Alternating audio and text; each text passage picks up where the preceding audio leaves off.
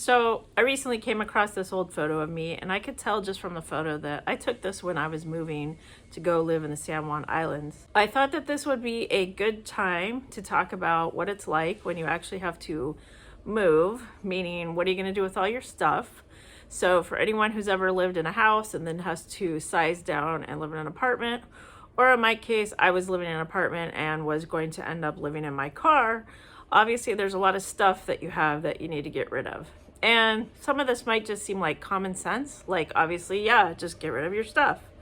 But I want to talk a little more about what that entails. Now, in my situation, was living in Arizona, and then I was offered a job in Washington State. And so I knew that I was going to have to fit basically everything that I own into my car, which, as you can see here, is a small two-door car and does not hold too much. So that's when I had to start deciding what can I do to fit my car.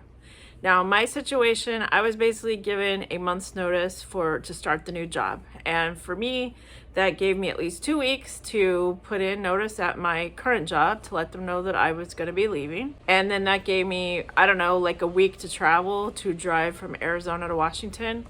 Of course, it does not take a whole week to drive from Arizona to Washington, but I wanted to use that week taking my time sightseeing along the way. Driving, in my case, I drove from Arizona to the California coast, and then I was going to drive the coast all the way up through Oregon to Washington and stopping along the way, doing some sightseeing and that sort of thing. And that kind of left me with 1 extra week to pack, get rid of my stuff, and etc. Okay, so I'm going to talk a little bit about when it comes to getting rid of your stuff. Obviously, there's a couple of options. So let's say that I was just going to be moving temporarily for a seasonal job. Obviously, I could have just left my stuff where it was at because I'd eventually be returning back to Arizona. But that was not the case. I did not intend to return back to Arizona. So I kind of, weighing my options of, maybe I could have left my stuff with some friends or family members. Maybe I could put my stuff in a storage unit, but I was not going to be returning back to Arizona. And I don't know if any of you have ever priced out how much it costs to move cross country, to actually like get a rental truck and all that. It's almost cheaper to just throw all your stuff in the dumpster and buy brand new stuff when you move to the new location, right? So this is why I want to talk a little bit about downsizing for anyone who's interested in doing this van life, living in an RV. A lot of times you've got a house full of stuff, like you've got couches, mattresses, all that stuff, and now you are going to be downsizing to live in a van, a travel trailer, whatever your situation is. And so that's why I want to talk about some of the options here. I actually made some notes, so let me go over my notes so I can just quickly make sure I'm not missing anything. So let's talk about some of the things. Now, obviously, if you have stuff that you want to get rid of, sure, just get rid of it, throw it in the dumpster. But I think there's other ways where you could basically donate some of your belongings, maybe give it to the Goodwill or any sort of local charity thrift store that you have in your area. Of course, you could also sell your stuff. So this is where I want to talk about some of the things. Like, for instance, say you have a bed, a mattress, a bed frame, all that stuff. I found out that a lot of thrift stores, Goodwill, whatever, they will not accept a used mattress. And you can't simply just throw it in the dumpster because it's a huge, large piece of furniture. And, the people that pick up the trash don't like when you just throw your furniture in the dumpster. Well, what I found out is to actually take the mattress to like a city dump. There's a fee. You actually have to pay money. So this is where if you need to get rid of something like a mattress, you might want to check into what is in your local city area, because they may have certain rules and laws of where you can't just dump a mattress, you can't donate it to Goodwill. So you're gonna have to find a way to get rid of it. You could also look into using a service like 1-800-JUNK, where they will come and pick up your junk and they will dispose of it. So if you are able to, of course, I would always suggest being able to sell any furniture you have. Say you have like a big screen TV or whatever, try to find a way to sell it. Now, of course, you can always offer it for sale to some of your friends. But of course, there's online sales. So if you could maybe sell it on like Craigslist, OfferUp, which is like an app that you have on your phone. And this is where you have to consider personal safety. So before you do any sort of meeting strangers online to sell them your stuff, you might want to make sure you meet in a public place, you bring a friend, and just consider your personal safety when selling anything online. Now, in my situation, like I said, I had a whole month to plan ahead to get rid of all my stuff. That gave me plenty of time. And of course, I could have gone online and tried to sell my stuff online. But of course, that involves taking a photo of the object, listing it online. It's kind of time consuming to do all that. So if you had certain things that you did want to sell, and then you actually have to pack it up, take it to the post office, pay for postage, I maybe had enough time to do some of that because a good month gives you plenty of time. But of course, there is an investment there because you might have to pay for online listing fees. I think there's a website or an app. I think it's an app and a website, but it's called Mercari. And I do like to use that to sell stuff online. And of course, that's like if you're going to sell clothes, electronics, books. So you might have a lot of stuff. Some of the stuff, of course, I was going to bring with me when I moved. So I think I had a laptop. There's just certain things that you're just going to always need and take with you. If you are also live in a neighborhood where you could do a yard sale, that's another way to quickly get rid of a lot of your stuff. I recently did a video. It was about a swap meet that we had. It's here in Washington, but of course you might have one that's local to your area. I know that Arizona, in Phoenix, Arizona, they have I think it's called the Park and Swap. But here in Washington, there's one called the Hidden Gems. So if you were to find a swap meet, I looked into the one that's in Washington, and you have to pay $50 to sell your stuff there. And that's to give you like a parking lot space. And then I think you can buy a half space for $25. I believe that's $50 per day, not for the whole weekend. So I did a video about what that place looked like. People were selling like clothing, people were selling tools, people were selling crafts. They had all sorts of stuff for sale. So if you were to find like a swap meet like that, that's a small investment as far as paying $50, $25, whatever. And you just go there and you sell all your belongings. Because if you're going to be moving, you need to get rid of your stuff somehow. Whether it be donating it to Goodwill, selling it, or just throwing it in the dumpster. Of course, being responsible about what you throw in the dumpster. Now, a lot of this, I'm kind of coming at you from like a hoarder's perspective. I do not mind describing myself as being a hoarder because I just kind of I don't know. I have a lot of junk. And sometimes people say the reason people hoard is because they've suffered some great loss in their life and now they have this need to hold on to everything. I know that for me, I always go through that thing of, oh, I should probably hold on to this because it might be important someday. I certainly don't hoard trash, because I've watched those hoarders TV shows where they have all this garbage in their house. But I mean, I might have important papers, documents, my old tax returns, something where I think I should probably hold on to this because old pay stubs.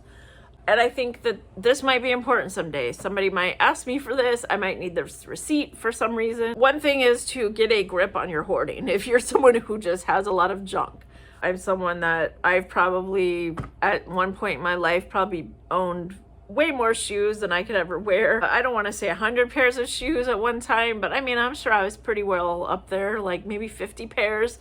I don't know. It's just one of those things where I would just buy a lot of junk, and it really is junk in the long run. If you can sell it or get rid of it, it kind of frees up your peace of mind as far as not having so much junk that you now are responsible for and have to keep track of. Or me having all this so-called paperwork where I'm oh, maybe I'll need this receipt someday, or maybe I'll need this pay stub from 6 years ago. The point is that what happens is, say I did need that stuff and somebody asked me for it, I don't know where it is. It's in some box somewhere. I would have to dig through the whole box trying to find it. So if you're gonna hoard a lot of stuff, it's also important to keep organized, right? Okay, so this is something else that I did. It may work for you, it may not. But because I would kind of have all this paperwork that I would just save up, whether I kept it in a notebook or just had piles of paper or whatever, just piling up, I actually ended up buying a scanner so I could try to scan some of those papers digitally and then save them on my computer. Now, of course, people think, well, what if something happens and your computer breaks or crashes and then you've lost all those documents? So I think if you're going to do what I did and scan a bunch of documents, make sure you don't do a lot of backups, to save it on another hard drive somewhere else. I have an external hard drive that I use for some of my data. So obviously the idea is you want to save this stuff, but then you also want to have a backup somewhere so that you don't lose it. Because if it really is important, then you don't want to lose it. Now, as far as things being important, I don't know how many times people have probably said like, okay, well, if something's so important, if you haven't used it in the past year, it's probably worth getting rid of. So I do have certain things like, okay, so I have what I would consider like a heavy blanket that I use in the winter time, and then like a lighter blanket that I use in the summertime. Or I have a heavy coat that you use in the wintertime, but obviously in the summertime you wear completely different clothes. So yeah, of course, there might be something that you put away for a year and you haven't used it since last year. But I think there needs to be a time frame of when you're like, okay, I have put this away in storage, or I put it in this box, or it's been in my closet, and I know I haven't used it in this X amount of time, that maybe it's worth getting rid of. Because if I haven't used it in a year, obviously I'm not gonna be planning to use it anytime soon. So try to keep that as a rule of when you're deciding to get rid of things. Okay, so let's also talk about clothes, because in my instance, I was living in Arizona where it's very hot, that I was gonna be moving to Washington where it does rain and there's snow in the wintertime and it's a little cooler weather. So of course, my whole wardrobe was probably going to change when I knew that I was going to be moving from Arizona to Washington, mostly meaning I was going to need a lot warmer clothes. Now, as far as my wardrobe at that point in time was probably like flip-flops, tank tops, short shorts, you know, anything that you wear to survive the Arizona summer, which is like 120 degrees, 110 degrees when it's a cool day, right? Okay, so most of the clothes that I was wearing, the least amount of clothes as possible. I also probably owned many swimsuits, like 30 swimsuits, right? Because you go in the pool a lot, you go swimming and that sort of thing, you go to pool parties. And then coming to Washington, like people don't really have pools. In Arizona, almost everybody has a pool. Almost every apartment complex has a pool. And there's just pools is just a part of life. So of course I had a whole swimsuit wardrobe for swimming and going to pool parties. And then I knew I'd be coming to Washington, and that's probably not the case. Now, of course, I saved like one swimsuit because I thought in case I ever do encounter a pool or swim, I want to have at least one swimsuit. I wasn't willing to get rid of everything just yet. Since I typically would work office jobs, you're kind of expected to dress professionally. So there is a kind of like a certain wardrobe that you need to have, whether it be like business suits, dress shoes for women wearing high heels. And then there's the clothes that I would wear on just my regular days. So if I'm gonna go hiking, obviously I have special shoes for hiking, hiking boots. You know, there's certain clothes that you wear when it's just like your casual, you know, lay around day, meaning you wear like sweats, sweatpants, whatever. So I knew that there were certain outfits that I was going to need to hold on to, that even if I was going to a job where I wasn't expected to dress up as much as I had in the past, I still wanted to have like a couple of nice outfits to wear in case there was like, I don't know, a special occasion, maybe like have a nice dress in case like I got invited to some, I don't know, I'm not going to say like wedding, because how often do you go to those? But if there was some special occasion, Christmas party, wedding, a special Sunday brunch, you know, I always wanted to have like an extra nice outfit for those occasions, even though I'm probably not going to wear it very often, but I didn't want to get rid of it. Of course, I could have just gotten rid of it and then just, you know, when the special occasion happened, I could just go buy a new outfit. That's something to keep in mind. But I was someone that I definitely wanted to keep like a couple of like really nice outfits that I would need to wear for, say I'm going on a job interview, saying there's something that involved my work where I did need to dress a little more professional. I wanted to have at least like a nice pair of like dress shoes to wear to work. And so that's something that you could probably relate to too, because it's like, yeah, if you're going to be moving into your car, van, maybe you're going to be doing, like I've talked about, like seasonal jobs, maybe working at a campsite for the summer, being out in the wilderness, you know, you still want to like save a couple of nice outfits for like any kind of nice occasions that come up where you need to dress up a little bit more.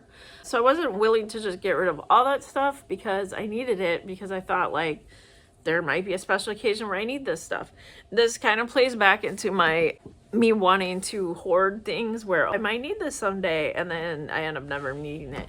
But that's where you can kind of plan ahead and think, okay, if I'm going to end up actually getting rid of these, then I need to maybe budget a little bit of money for, like, say something comes up and I'm expected to dress up and I'm expected to look a little more professional, then yes, I would want to go and like buy a new outfit for that special occasion. Now, as far as this doesn't really play into like moving or downsizing, but this is also kind of like some of how my lifestyle changed, moving from working a 9 to 5, living in an apartment, paying my bills, and then moving into my car. There was a lot of things where I did start to do things different. And I think that there are certain like grooming things that people do, like men, they probably have to like shave on a frequent basis, shave their beard, get a haircut pretty regularly. I have long hair. Obviously, I don't get my hair cut very regularly, but I think there's just certain things that people kind of like keep up on for their appearance and grooming and to look nice. And I started noticing that when I did move into my car, there's a lot of things I kind of stopped doing, meaning I stopped coloring my hair, let the roots grow in. I stopped doing my nails. I used to always like go and get my nails done. And it wasn't so much like, oh, like now I'm living in my car and I can't afford these nice things. I mean, these are things that you, of course, could do on your own, DIY, paint your own nails. But there were certain things where I just, well, for whatever reason, I just stopped doing it. Now, could it be saving me money by stopping to do that? Yeah, it saved money. Did it save me time? Yes, it saved me time because I'm not having to make all these appointments and schedules to go get my nails done, go get my eyebrows waxed, go get my hair styled, and what I realize is over time, I mean, maybe it's just something that comes with age or part of being lazy where I just stopped caring about those things. Those things, like I said, are probably still going to be important to some people because if you have a professional job or you have to put on like a professional appearance, I don't know, I'm going to give some examples, like say you work at a bank or say that you are a real estate agent. You don't want to look like a piece of, like a piece of dirt trying to sell a fancy house. You try to like have the whole image, right? You want to like look very put together. And that's part of just being professional and getting a nice haircut, being clean shaven as a man, and going and selling a $1 million house and that whole thing. It's all part of the image and everything. So that's just something that I thought I would throw into this story of how sometimes like I still think that I look just fine. I just don't kind of keep up on the whole going to get my nails done every week and going to get my hair colored. And so it's just something that I, over time, just kind of like, I don't know, stop caring about as much. So I'll go back to my description when I said that I ended up moving from one state to another, moving like 3 states away. That because that I had to move everything and fit it in my car, there was a lot of things that I basically just got rid of, donated, sold online, whatever I could do to get rid of it. Very minimally did I like throw anything in a dumpster. I think sometimes you drive by and you see those little like drop-off sites, donation sites where you can like donate your clothes and shoes. There's usually a sign that will say like it's for clothes and shoes only. They have some that are just like for books, that you could donate books. And so what I did was I pretty much took everything I could to get rid of, and then whatever fit my car. My car was kind of like filled up from floor to ceiling to where you couldn't even really see out the back window because all my stuff was in the car. But my whole idea was that I wasn't necessarily going to be driving around with all my stuff. So once I actually moved and I went from Arizona to Washington, once I got to Washington, I actually paid for a storage rental unit. And then I put my stuff into storage. And this would be stuff that, like I said, I don't want to be driving around with all day long. So I still kept things in my car, meaning I had, whatever clothes I was going to need for the next couple of days, whatever important paperwork or documents that I needed. And then, of course, like pillows, blankets, things like that I needed to actually sleep in my car. But then everything else I kept in storage. Now, the storage unit I had, the first storage unit I had, I didn't really even go to very often. I just kind of like, knew that my stuff was there and I could get it if I needed it. The second storage unit I had, and this is more because I had kind of changed jobs since I had moved to Washington. I moved there because of an original job, and then I ended up getting another job. So then what I would do is I would go to the storage unit almost daily, and I would kind of do like a change out where I would just take like whatever clothes I need for the day, and I would put my like dirty laundry in the storage unit. And then once a week, I would gather up all the dirty laundry that was in my storage unit, and I would go take it to a laundromat. But that was kind of like where I would just once a day go and change it out and change out my clothes, my shoes, whatever I needed for the next day. And then I kind of used that storage unit as like a closet, you know, really like a closet where you keep all your clothes. I had clothing racks set up in the storage unit so that I could, you know, go in there just like it's my closet. I had like toiletries I might need. And then I probably, you know, I set up a little mirror so in case I had to like touch up my makeup or whatever, not so much get ready in the storage unit because I would usually go and get ready at the gym, but I still had that storage unit as somewhere to stop and go to. But the storage unit was only open certain hours of the day. It wasn't open 24 hours a day. So I had to make sure that I kind of arranged my schedule around when the storage unit was open. And so then that way I could go and do my switch around, meaning go switch out the old clothes for new clothes, clean clothes, dirty clothes. And then on the weekends, like try to get all my laundry in a big bag and then take that to the laundromat. Then bring all the clean clothes back to the storage unit and hang them up on hangers and put them up on the clothing rack that I had set up. It was just a really cheap clothing rack that I had gotten at IKEA. IKEA sells clothing racks for like $12, like a metal rod. That was pretty much like I lived out of that for a little while. And so this is why I'm pointing out that how that might be helpful to you. You might think I can't afford a storage unit. Some storage units are pretty affordable. Some of them, even the ones that I've had in the past, they might even offer like where you get like 1 month free or first month free, something like that. So right away you're getting like 2 months worth of storage for a 1 month price. And then maybe you're only doing this temporarily, so you don't even need the storage unit for that long. So that gives you right there 2 months of storage that you can put all your stuff somewhere while you're driving around in your car and figuring your life out. Because that's what I was doing. I was kind of just driving around in my car, figuring out where I'm gonna live, doing apartment searches. You know, I was doing all this stuff because I was also like working full time and I was still sleeping in my car until I could figure out what I was going to do. And all my stuff was in a locked up, secured place with security cameras and a full staff and everything. So I didn't have to worry about my stuff getting stolen or leaving it in my car. That's why I thought that I would at least make this video. I hope this video has been very helpful to you. If you're in a situation like I was where you have to move into your car or you're downsizing where you're maybe having to live somewhere temporarily. I've heard of people where they've purchased a new home and then like they have to move out of their rental, but then their new home isn't quite ready for them to move into. And so there's kind of like this limbo time where they've got like a month or two waiting for everything to settle and be closed. So you could try to like move all your stuff into storage. That might be a good idea until you get everything figured out. And I hope you will continue watching my videos because I am really hoping to be helpful to anyone that's in the kind of situation that I was in. Thanks for watching.